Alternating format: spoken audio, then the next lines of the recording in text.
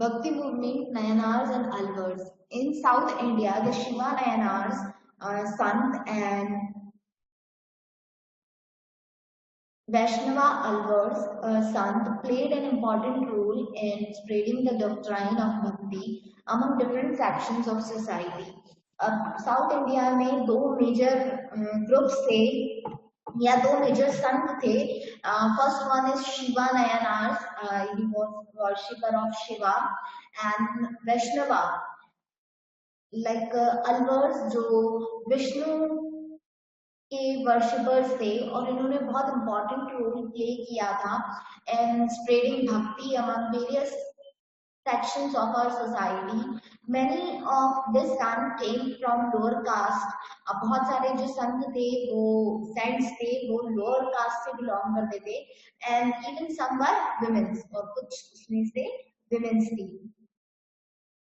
They spread their message and composed their songs in Tamil and not Sanskrit. अब इसमें से बहुत सारे लोगों ने भक्ति का मैसेज स्प्रेड किया, बहुत सारे सॉन्ग्स जो भजन होते हैं वो कंपोज किए और तमिल लैंग्वेज में करे, संस्कृत में नहीं करे. ऑल दिस गेव द भक्ति मूवमेंट अ पॉपुलर कैरेक्टर, जिसके कारण ये जो भक्ति मूवमेंट है, मतलब ये जो भक्ति है लोगों में स्प्रेड हुई एक मूवमेंट की तरह, इसीलिए इसे भक्ति मूवमेंट नाम दिया गया है. ठीक है ना. भक्ति मूवमेंट ड्यूरिंग सल्तनत पीरियड. अब भक्ति मूवमेंट सल्तनत पीरियड में क्या थी? The arose of during the सल्तनत period another wave of bhakti movement in north India. अब सिंस इंडिया के नॉर्थ पार्ट में सल्तनत रूल कर रही थी, राइट, उस ड्यूरेशन में नॉर्थ पार्ट में, राइट, उस ड्यूरेशन में भी भक्ति मूवमेंट स्टार्ट हुआ, which is popularly known as Vaishnav bhakti, जिसको वैष्णव भक्ति के नाम से जाना जाता है.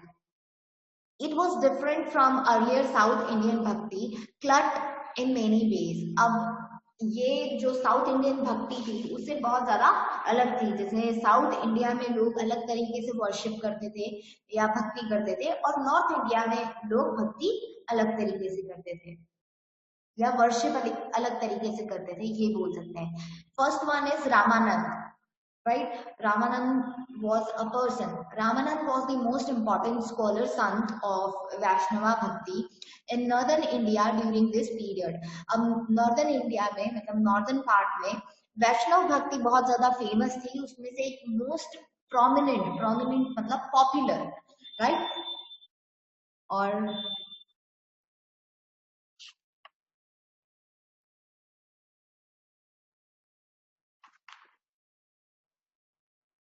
क्लट का मतलब होता है सोशल ग्रुप. ठीक है, ग्रुप. तो when was I was reading it. Okay, Ramanand was the most prominent scholar sant of Vaishnava Bhakti in northern India during this period. अब इस period में या during this period, सल्तनत पीरियड, नॉर्दर्न इंडिया में सबसे prominent मतलब सबसे famous या पॉपुलर जो स्कॉलर थे, सबसे स्कॉलर संत थे, वो रामानंद थे, जो वैष्णव भक्ति करते थे, right. He belong to the late 14th and early 15th century. अब वो कौन से पीरियड से बिलोंग करते थे? लेट 14th सेंचुरी, मतलब 14th सेंचुरी के एंड और 15th सेंचुरी की स्टार्टिंग के बीच में थे वो. He lived in South India in the early part of his life, but later settled in Banaras. अब पहले उनकी जब वो अर्ली एज थी या जब वो छोटे थे तब वो कहाँ रहते थे? साउथ इंडिया में रहते थे, और फिर बाद में वो कहाँ सेटल हो गए? बनारस में, right? He is considered to be the link between the South Indian Bhakti tradition and north Indian Vaishnav bhakti. अब सिंस रामानंद जो थे वो साउथ भक्ति और नॉर्थ भक्ति के बीच में एक तरीके से लिंक थे, right. North India, in the north India however the Vaishnav bhakti cult acquired more popular base. अब जो ये वैष्णव भक्ति का जो ग्रुप था नॉर्थ इंडिया में, ये बहुत ज्यादा पॉपुलर हुआ only in the Mughal period में. ठीक है, Tulsidas championed the cause of Rama Bhakti, while Surdas, Mirabai and other popularized Krishna Bhakti. अब तुलसीदास ने किसकी भक्ति चैंपियन मतलब किसने प्रमोट की? तुलसीदास ने प्रमोट की रामा भक्ति, right? He was the worshipper of Lord Ram. Then Surdas, Mirabai and other popular जो थे संत, वो लोग क्या थे? किसके भक्त थे? कृष्ण भक्त थे, right? Ramanuj was the earliest proponent of Bhakti Club in South India. अब रामानुज जो थे वो अर्लीस्ट सपोर्टर थे. प्रोपोनेंट का मतलब क्या होता है? सपोर्टर. सो रामानुज अर्लीस्ट सपोर्टर थे भक्ति क्लब के साउथ इंडिया में.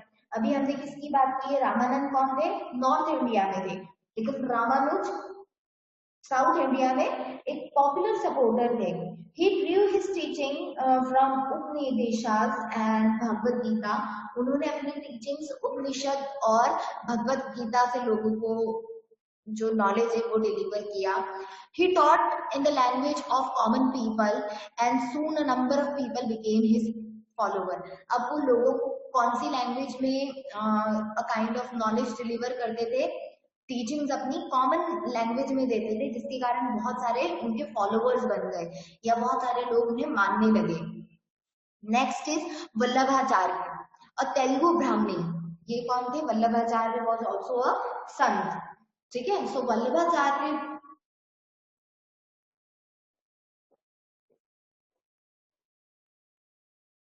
मैम डिड द वैष्णव भक्ति is worshipper of single God.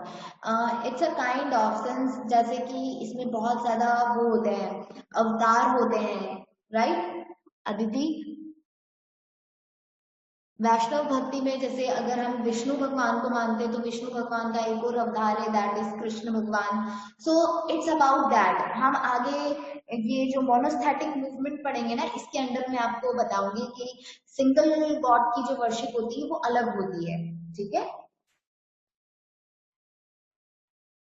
तो वल्लभाचार्य एक तेलुगु ब्राह्मण थे और वो एक इम्पॉर्टेंट संत थे भक्ति मूवमेंट, जो कि कहाँ स्टार्ट हुआ था? गुजरात में, in the state of Gujarat. In many significant way, the Vaishnav Bhakti in Bengal was different from the North India counterpart and the other South Indian Bhakti movement.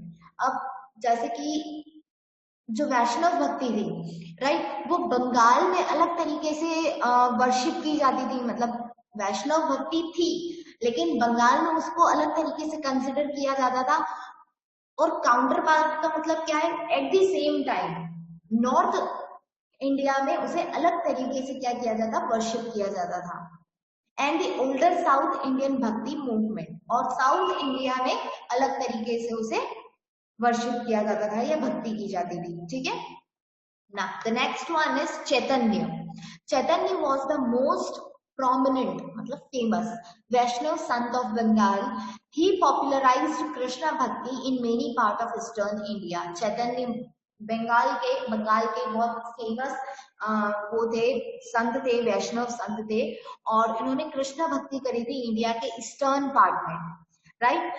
He disregarded all distinctions of caste, creed and sex of given a popular base to Krishna Bhakti. अब इन्होंने किसी particular religion या किसी cast को नहीं किया. उन्होंने क्या कंसिडर किया? उन्होंने कोई डिफ्रेंसिएशन नहीं किया, कोई भेदभाव नहीं किया. किसी भी कास्ट का हो सकता है वो पर्सन, किसी भी क्रीड का, क्रीड मतलब वो कोई भी रिलीजन फॉलो कर सकता है या किसी भी जेंडर का हो सकता है, right.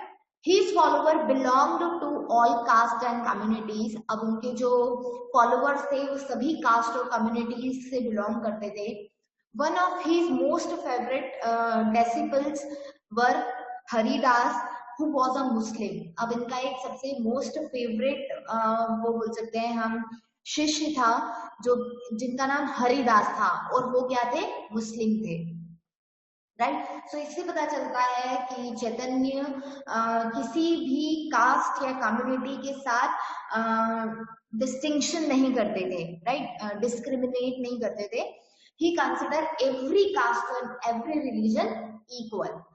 He popularized the practice of संकीर्तन, जैसे हम कीर्तन करते हैं या भजन संध्या होती है, उस टाइम पे क्या होता था, वो प्रैक्टिस करते थे संकीर्तन की या ग्रुप डिवोशनल सिंगिंग, ठीक है, जैसे जिसे हम कीर्तन बोलते हैं, राइट। सो उन्होंने पॉपुलराइज किया इस एक्टिविटी को।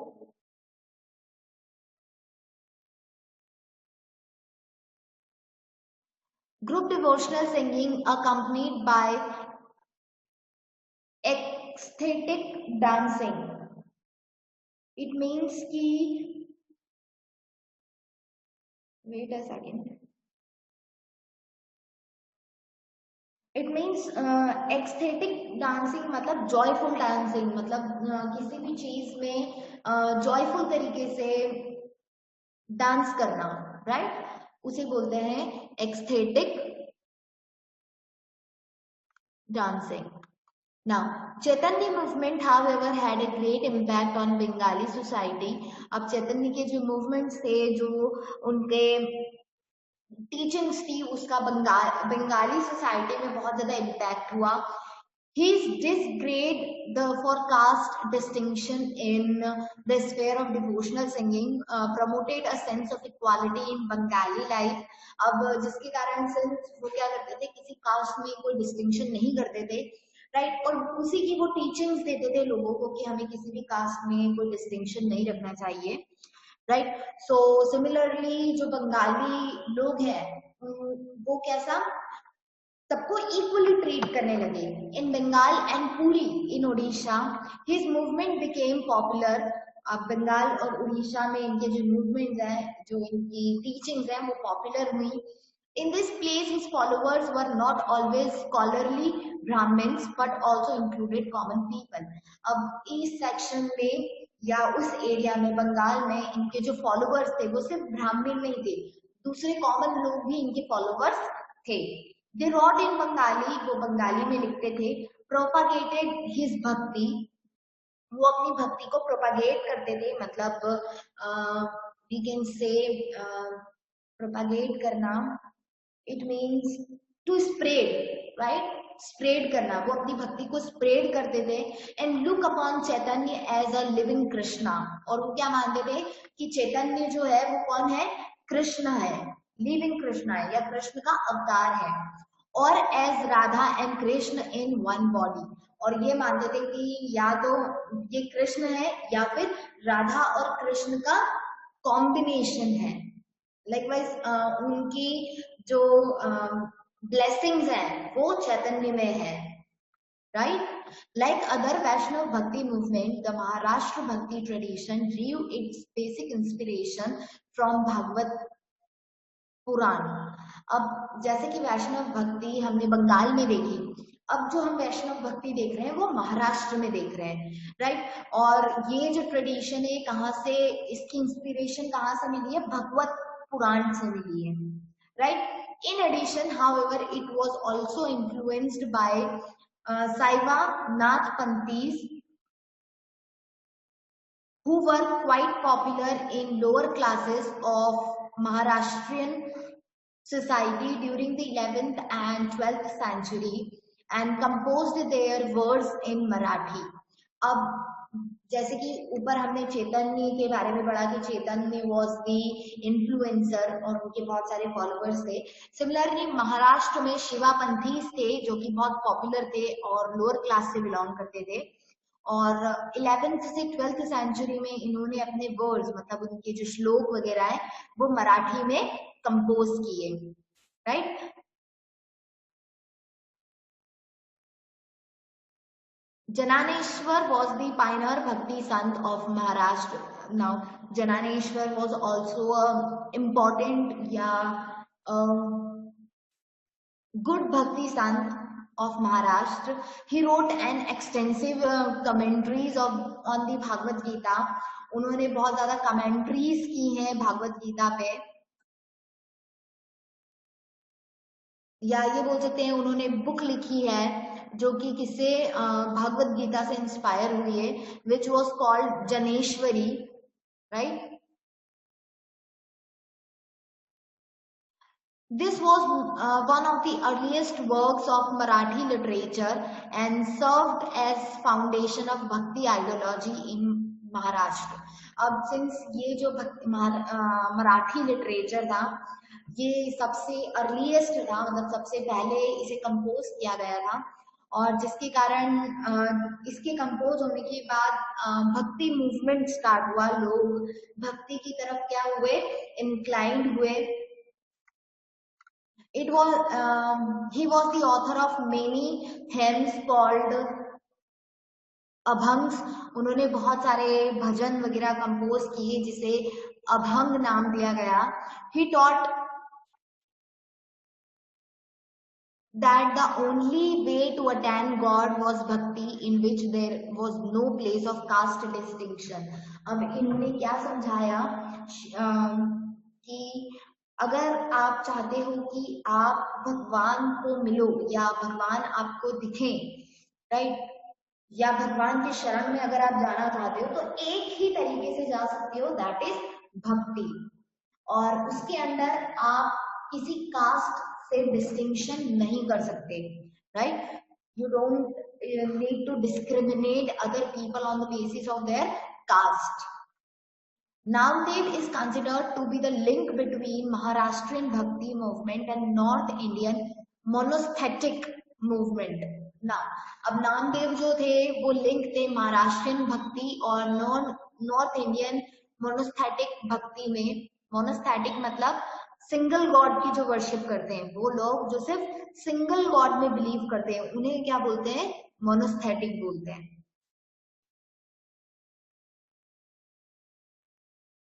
ठीक है. His bhakti song also been included in the Adi Granth. उनके जो भक्ति सॉन्ग्स हैं वो आदि ग्रंथ में भी लिखे गए हैं. अदर प्रोमिनेंट भक्ति संत ऑफ महाराष्ट्र व एकनाथ एंड तुकाराम.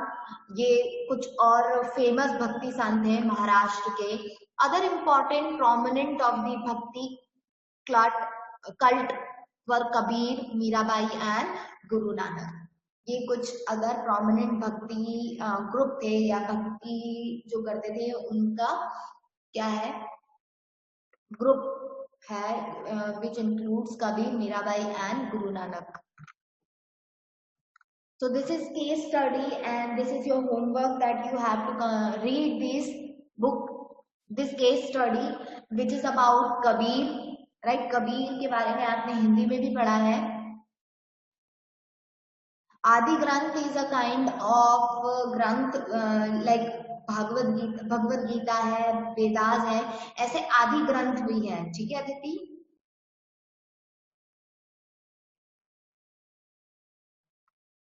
अब आपका होमवर्क क्या है कि आपको ये केस स्टडी पढ़नी है, राइट. ना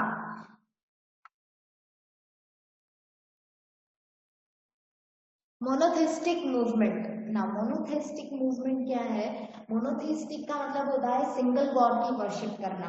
तो एक ऐसा टाइम आया जब लोग किसमें बिलीव करने लगे, मोनोथिस्टिक मूवमेंट में, मतलब एक ही गॉड को वर्शिप करने लगे. ऐसी भक्ति भी स्टार्ट हुई. Another aspect of bhakti movement was ardent belief in one God. अब एक अलग तरीके की भक्ति मूवमेंट स्टार्ट हुई जिसमें लोगों ने कंप्लीटली या बोल सकते हैं जिसमें उन्होंने स्ट्रिक्टली किसे एक गॉड में बिलीव करना स्टार्ट किया कि एक ही भगवान है या एक ही गॉड है. This was termed as monotheistic movement. और उस मूवमेंट को क्या नाम दिया गया, monotheistic movement. Most of the monotheistic belong to the lower caste. अब जितने भी मोनोथियस्टिक थे वो लोअर कास्ट से बिलोंग करते थे, जो उनके फॉलोअर्स थे वो understood that there existed a unity of ideas among themselves.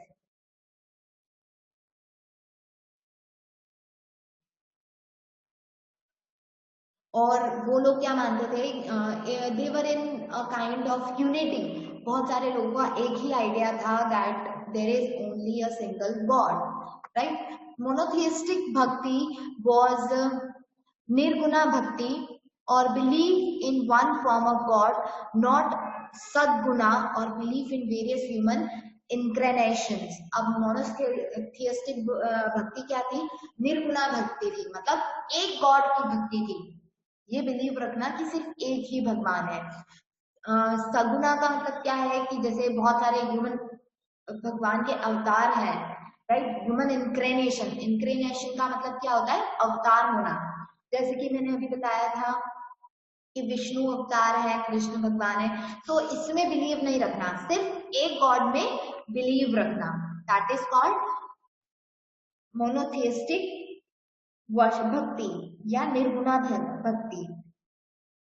The monotheistic composed their poems in popular language। अब जो मोनोथिस्ट है वो पोएम्स पॉपुलर लैंग्वेजेस में कंपोज करते थे। The monotheistic sant traveled widely to propagate their beliefs।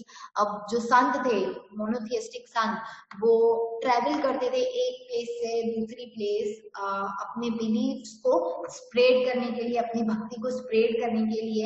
Namdev's teaching, Namdev was a sant, right? So Namdev's teaching became so popular that they were later absorbed in Adi Granth। अब नामदेव की जो teachings थी वो इतनी ज्यादा popular हुई कि उसे आदि ग्रंथ में लिखा गया। Despite this widespread popularity, the teaching of monotheistics enjoyed among the masses। अब since ये जो monotheistic movement है वो इतना ज्यादा widespread हुआ कि मास नंबर ऑफ लोग उसे फॉलो करने लगे। The follower of each one of the major figures in monotheistic movement like Kabir and Nanak gradually organized themselves into exclusive sectarian order। sectarian का मतलब क्या होता है? Devotee, right? So Kabir and Nanak gradually organized themselves into exclusive devotee order called Panths, such as Kabir Panth and Nanak Panth। Of all these panths, the Nanak Panth alone eventually crystallized into a mass religion. Most of the other continues to serve till today, but with a vastly reduced following, a narrow sectarian base। Now, अब ये जो मोनोथियस्टिक movement था जिसके अंदर ये बहुत ज्यादा wide spread हुआ, लोगों ने इसे सपोर्ट किया, जिसके अंदर कबीर और नानक ने अपने आप को ऑर्गेनाइज किया और वो क्या हुए? डिवोटी बने, जिसे पंथ कहा जाता है, राइट? और जैसे कि कबीर पंथ है, नानक पंथ है, तो ये सब ना, इन सब पंथ में से जो नानक पंथ है वो सिंगल क्या है? क्रिस्टलाइज्ड का मतलब क्या होता है जो यहाँ पे लिखा है? Wait a second. Eventually crystallized का मतलब होता है ग्रुप करना। So Nanak alone eventually crystallized into mass religion. उन्होंने एक रिलीजन फॉर्म किया सिंगल, राइट? और जो मोस्ट ऑफ दी अदर हैं उन्होंने कंटिन्यू किया but widely reduced following a narrow sectarian base, और अलग अलग तरीके से उन्होंने डिवोशन दिखाया। ठीक है,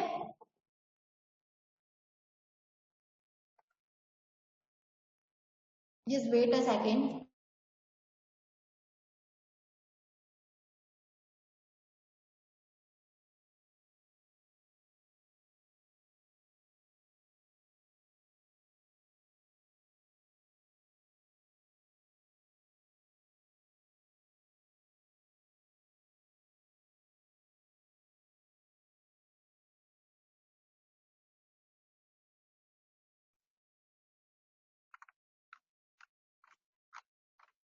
okay, so this is your next case study. So आपको दो केस स्टडीज पढ़नी है, that is first one is about Kabir and second one is about Guru Nanak, right? Next, bhakti movement in other regions. अब हमने नॉर्थ पार्ट में देख लिया, महाराष्ट्र में देख लिया, बंगाल में देख लिया, लेकिन कुछ ऐसे पार्ट थे जहां पे भक्ति मूवमेंट्स हुए थे। लाइक शिवा भक्ति फ्लोरिश्ड इन कश्मीर इन 14th century। शिवा भक्ति फ्लोरिश हुई। Most prominent of the Shiva भक्ति सन वाज अ विमेन, और इसमें से मोस्ट शिवा भक्ति के जो संत हैं वो विमेन है। and they are famous like Lal Ded in Gujarat. Bhakti was preached by Vallabha. Preached matlab spread karna. Bhakti was preached by Vallabha, sect of Vallabhacharya, and she was the a kind of chela या shishya. And another important son like Narsimha Mehta, the Vallabha sect became popular among merchants and landowners of Gujarat. अब वल्लभा के बहुत popular she became popular और उनके बहुत सारे क्या थे फॉलोवर्स थे जो कि मर्चेंट और लैंड ऑनर्स थे जो गुजरात से बिलोंग करते थे.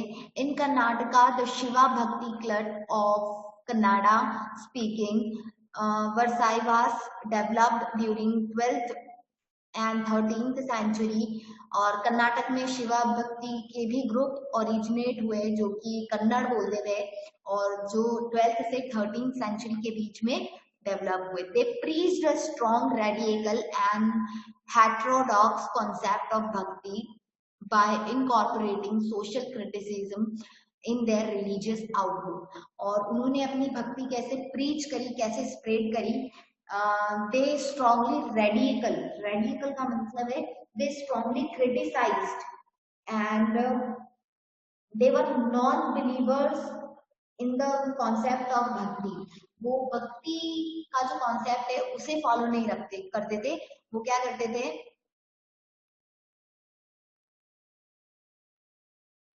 he criticizes the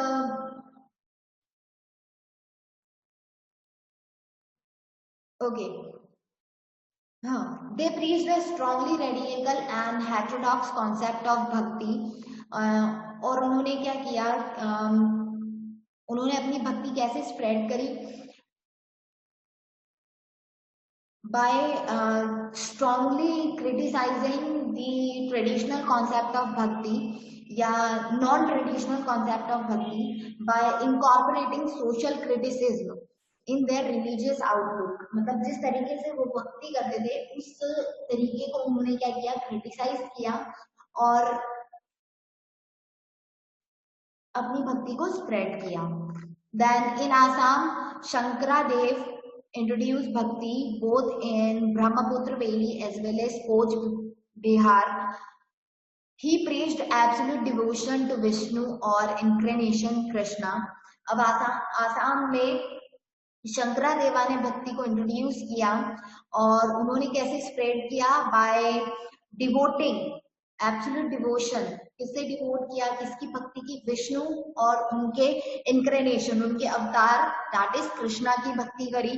he faced प्रीसेक्युएशन मतलब उनको बहुत ज्यादा इल ट्रीटमेंट गलत बिहेव किया गया उनके साथ at the hands of orthodox brahmical priesthood on Ahom of the Ahom's kingdom and took shelter in the territories of neighboring Koch Bihar where the king gave him freedom to preach bhakti. Now since उनके साथ बहुत ill treatment किया गया जो वहाँ के local Brahmins थे, right, या जो प्रिस्ट थे, they were not supporting the Shankaradeva, right. And फिर आहोम किंगडम से उनको क्या किया गया, he was not living in the Ahoms kingdom. और इसके बाद वो कहाँ, उनकी नेबरिंग टेरिटरीज में जाकर रहने लगे जहाँ पे वहाँ के किंग ने उन्हें क्या फ्रीडम दिया to spread bhakti. Monotheistic idea influenced his concept of bhakti which came to be known as Eka Sharana धर्मा. और उन्होंने क्या आइडिया दिया लोगों को कि एका शरणा धर्मा मतलब एक ही गॉड है और आप उनकी ही वर्शिप करो.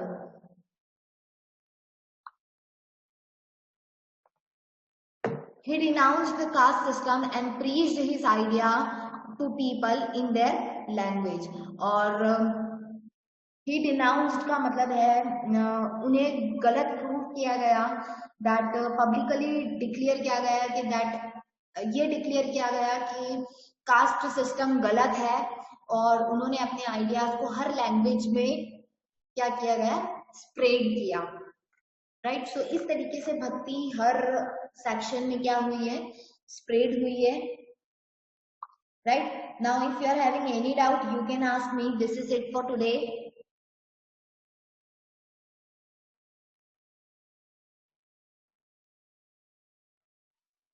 Choose the correct answer. First one is do one thing. हम बुक एक्टिविटी जब भी मिलेंगे तब करेंगे,